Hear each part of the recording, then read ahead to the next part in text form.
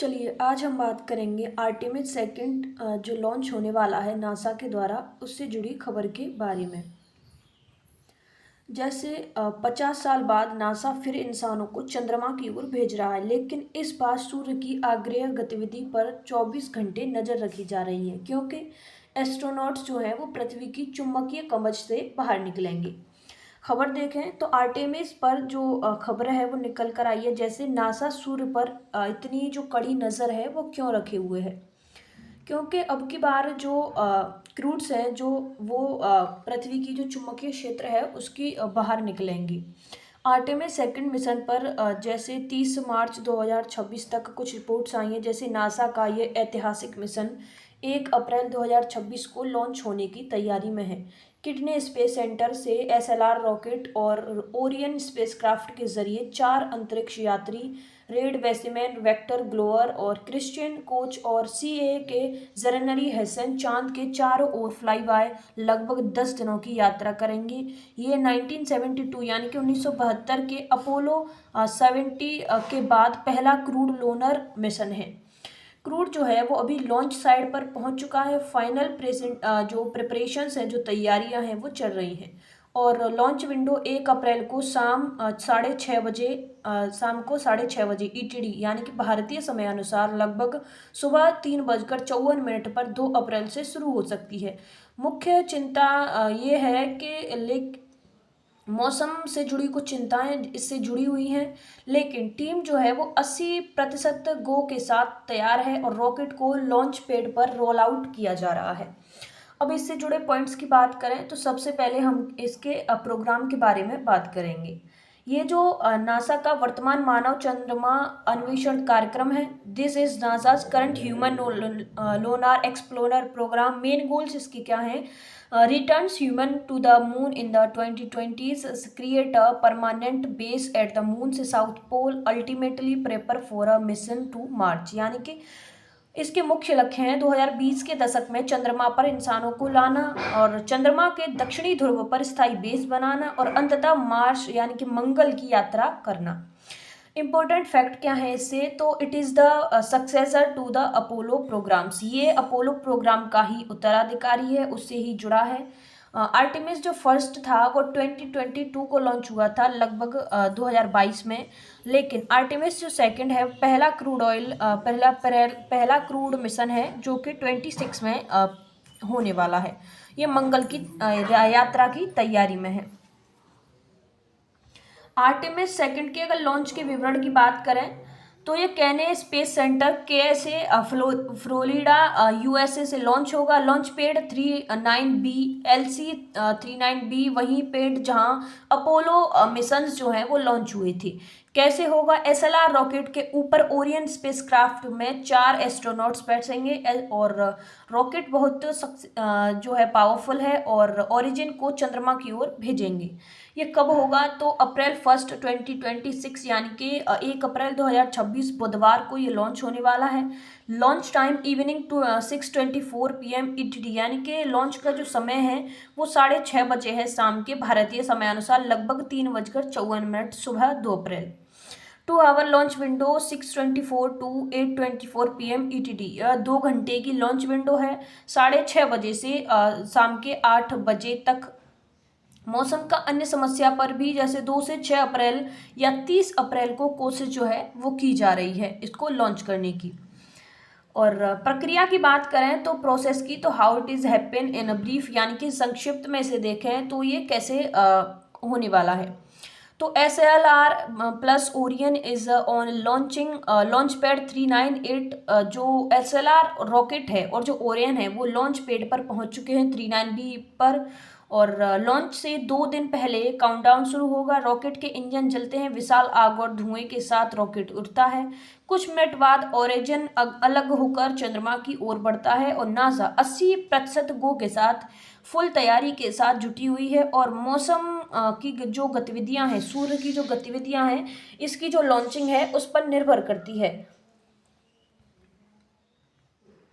Artemis second mission की बात करें तो NASA first crude lunar mission since Apollo 17 in 1972 4 astronauts will launch in the Orion spacecraft on an SLR rocket. NASA का पहला crude मानव युक्त चंद्रमा मिशन है जो 1972 में के अपोलो 17 के बाद पहला है। इसमें 4 अंतरिक्ष यात्री ओरियन स्पेसक्राफ्ट में एसएलआर रॉकेट से लॉन्च होंगे। 4 अंतरिक्ष यात्री इसमें बैठेंगे। चंद्रमा फ्लाईबास से होकर ये निकलेगा। जैसे मिशन के विवरण की बात करें तो चंद्रमा के चारों ओर फ्लाई बाय ये बनाएगा, लगभग 10 दिनों की यात्रा करेगा। 6,85,000 मील लगभग इसकी जो यात्रा है वो चलने वाली है, 40 मील्स। और ओरियन एसएलआर और गहरे अंतरिक्ष सिस्टम का ये टेस्ट है और इसकी जो लॉन्चिंग है वो 1 अप्रैल 2026 को कैनेडी स्पेस सेंटर से होने वाली है। रॉकेट की बात करें, इसमें कौन सा जो रॉकेट है वो इस्तेमाल हो रहा है, तो स्पेस लॉन्च सिस्टम का एसएलआर रॉकेट सबसे पावरफुल रॉकेट इसके लिए लॉन्च हुआ है, तैयार हुआ है। NASA's most powerful rocket build for Artemis mission. सब नासा का सबसे शक्तिशाली जो रॉकेट है जिसे आर्टेमिस मिशन के लिए बनाया गया है, capable of sending the Oman the Orion spacecraft towards the moon. ये ओरियन स्पेसक्राफ्ट को चंद्रमा की ओर भेजने में सक्षम है। Artemis second will use the block first neap version. ये जो है वो ओरिजिन स्पेसक्राफ्ट है, आर्टेमिस सेकंड में ब्लॉक फर्स्ट वर्जन का इस्तेमाल होगा। This rocket can carry very heavy payloads. ये जो रॉकेट है वो बहुत भारी प्लो जो ले जा सकता है और काफ़ी पावरफुल इसे बताया गया है। ओरियन स्पेसक्राफ्ट की बात करें तो crew capsules build for Artemis missions. It will house astronauts capped with life support navigation and radiation protection system. Artemis missions के लिए बना क्रू कैप्सूल, इसमें अंतरिक्ष यात्री रहेंगे। ये जो है वो जीवन रक्षा, नेविगेशन और रेडिएशन प्रोटेक्शन सिस्टम से लेस है। आर्टेमिस सेकंड पहला क्रूड सिस्टम है। Will features 4 astronauts will test deep space systems to 10 days fly by around the moon. इसमें 4 अंतरिक्ष यात्री शामिल होंगे। ये गहरे अंतरिक्ष प्रणालियों का परीक्षण करेगा और चंद्रमा के चारों ओर लगभग 10 दिन का फ्लाई बेस जो है वो बनाएगा। आर्टेमिस सेकंड के जो क्रूज हैं उनकी बात करें तो 4 मेंबर्स टीम, इसकी 4 सदस्यीय टीम है। Red western commander NSA NASA के कमांडर हैं। विक्टर ग्लोवर जो कि नासा से ही जुड़े हैं। क्रिश्चियन कोच नासा की ही हैं और जेरेनी हसन सीएसए यानी कि कनेडियन स्पेस एजेंसी से जुड़े हुए हैं। ये एस्ट्रोनॉट चंद्रमा के चारों ओर घूमेंगे और ओरिजिन के सिस्टम को टेस्ट करेंगे। चंद्रमा फ्लाई बाय की बात करें, फ्री रिटर्न जो ट्रेजेक्टरी है, तो in this mission we will not land on the moon but use the moon gravity to fly by it and return to earth. Mission में चंद्रमा की कक्षा में नहीं उतरेंगे इस मिशन में, बल्कि चंद्रमा की गुरुत्वाकर्षण की शक्ति का इस्तेमाल करके उसके पास से गुजरेंगे और पृथ्वी पर वापस भी लौटेंगे। This is called a free return trajectory. If a problem occurs, a space nuisance return to this is called a free return trajectory if a auto return policy. ये जो फ्री रिटर्न ट्रेजेक्टरी कहलाती है, अगर कोई समस्या हो तो स्वतः पृथ्वी पर वापसी संभव है। फ्री रिटर्न जो है वो इस चंद्रमा के गुरुत्वाकर्षण का इस्तेमाल करके हम वापस भी यहाँ से लौट सकते हैं। ये फ्री रिटर्न ट्रेजेक्टरी कहलाती है और अगर ये स्वतः वापसी हम जो है इससे कर सकते हैं अगर कोई समस्या इसमें नहीं आती है तो। स्पेस वेदर की बात करें तो condition in space preliminary activities from the sun such a solar flares, coronal mass injection and solar energetic particles. It become dangerous when moves outside the earth magnetic field. अंतरिक्ष में मौसम की स्थिति मुख्य रूप से सूर्य से आने वाली गतिविधियों जैसे solar flares, coronal mass injection और सोलर एनर्जेटिक पार्टिकल्स हैं। ये पृथ्वी के चुंबकीय क्षेत्र से बाहर जाने पर खतरनाक हो जाता है। Solar energetic particles magnetic field shield और आउटसाइड डेंजरियस, ये काफ़ी खतरनाक हो जाते हैं। सोलर एनर्जेटिक पार्टिकल्स चुंबकीय क्षेत्र जहाँ पे रक्षा कवच जो है वो बना हुआ है और ये बाहर जाकर काफ़ी खतरनाक हो सकते हैं, जो कि इस मिशन में एक जो प्रमुख कारण है वो बने हुए हैं। सोलर रेडिएशंस की बात करें तो high energy particles from the sun that can penetrate spacecraft walls, सूर्य से आने वाली उच्च ऊर्जा वाले कण प्रोटॉन आदि जो स्पेसक्राफ्ट की दीवारों को, प्रोटॉन आदि से स्पेसक्राफ्ट की जो दीवार है उनको भेद सकते हैं, जो कि मिशन के लिए काफ़ी खतरनाक साबित हो सकता है। सोलर एनर्जेटिक पार्टिकल्स सूर्य से निकलते हैं, जो कि उच्च ऊर्जा इनमें होती है। ये स्पेसक्राफ्ट की जो दीवारें हैं उनको नुकसान पहुंचा सकते हैं, रेडिएशन का इन्हें खतरा है। आर्टेमिस सेकंड में क्रू पृथ्वी के चुंबकीय क्षेत्र से बाहर जाएंगे, इसलिए यहाँ का जो खतरा है वो बढ़ जाता है। इससे कैंसर, एक्यूट रेडिएशन क्षेत्र से बाहर निकलना काफ़ी खतरनाक जो है वो साबित हो सकता है। सोलर साइकिल 25 की बात करें तो the sun's 11 year cycle in which sun spots and solar activities wax and wane, सूर्य का 11 वर्ष का चक्र जिसमें सन स्पॉट्स और सोलर एक्टिविटीज बढ़ती घटती हैं। This cycle began in December 2029, its peak occurred in 2024, but activities could still insignified in 2026. Risk for Artemis second is higher because the high solar activities phase is ongoing. High solar activities increase radiation risk. ये जो चक्र है सन spot की जो solar activities घटती बढ़ती रहती हैं, जिसका लगभग समय 11 वर्ष का चक्र होता है, ये दिसंबर 2019 में शुरू हुआ था। इसका पीक पॉइंट था मैक्सिमम 2024 में, लेकिन स्मूथेड सनस्पॉट नवंबर में हुए थे। लेकिन 2026 में भी इसकी जो एक्टिविटीज़ हैं वो काफ़ी रह सकती हैं, जिससे कि आर्टेमिस जो सेकंड मिशन है उसके समय पर जो रिस्क है इसलिए ज़्यादा है, क्योंकि सोलर एक्टिविटीज़ का हाई फेज चल रहा है। हाई जो सोलर एक्टिविटीज़ हैं वो बढ़ा हुआ है और रेडिएशन जो रिस्क है वो बना हुआ है।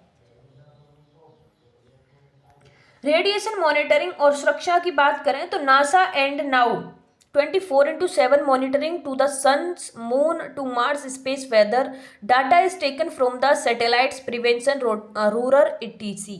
नासा और एनओए 24/7 सूर्य की निगरानी करते हैं। Moon to Mars space weather office, satellites preservation rover आदि से डेटा भी लिया जाता है कि वर्तमान स्थिति कैसी है। If a threat exists, the crew can build a storm shelter, safe space using mass inside the spacecraft. Additionally, mass shield or radiation protection. अगर खतरा हो तो क्रूड जो है वो स्टार्म शेल्टर यानी कि स्पेसक्राफ्ट के अंदर मास का इस्तेमाल करके सुरक्षित जगह पर बना सकते हैं। अंतरिक्ष मास शरण जो है वो इसमें बना हुआ है और रेडिएशन जो है इससे खतरा बना हुआ है। अपोलो प्रोग्राम की बात करें तो NASA's moon program of the 1960s and 1970s 1960 से 19 दशक का नासा चंद्रमा का जो है वो कार्यक्रम था। Apollo 11 1969 was the first moon landing और Apollo 17 1972 was the last crewed mission. Apollo जो 11 था वो 1969 में पहली चंद्रमा लैंडिंग थी नासा की, और सेकंड थी अपोलो 17 जो कि आखिरी क्रूड मिशन था 1972 में। Apollo 17 1969 was the last crewed mission. Artemis is considered the last crewed mission. Apollo 17 1972 modern to Apollo, ये पहली चंद्रमा लैंडिंग माना जाता है। अपोलो 11 नासा का 1969 में, और आर्टेमिस जो अपोलो का आधुनिक रूप माना जा रहा है, ये अपोलो जो है वो 1972 में हुआ था, जबकि आर्टेमिस जो सेकंड है वो 2026 जो कि लंबा समय इनके बीच जो है वो देखा गया है। आर्टेमिस के अन्य जो मिशंस हैं फ्यूचर में, भविष्य में जो जाएंगे आगे, तो आर्टेमिस 3 और आर्टेमिस 4 आगे के मिशंस। आर्टेमिस 3 लो अर्थ ऑर्बिट में लैंडिंग टेस्ट होगा, और आर्टेमिस जो 4 है वो पहली क्रूड चंद्रमा लैंडिंग होगी जो कि दक्षिणी ध्रुव पर जाएगी। इनका लक्ष्य होगा चंद्रमा पर स्थायी उपस्थिति और मार्स की तैयारी करना, और स्थायी उपस्थिति इनकी होगी। और अपोलो से आर्टेमिस तक ये जाएंगे। अपोलो से आर्टेमिस तक इनकी बड़ी उपलब्धि जो है वो देखी जाएगी आगे भविष्य में।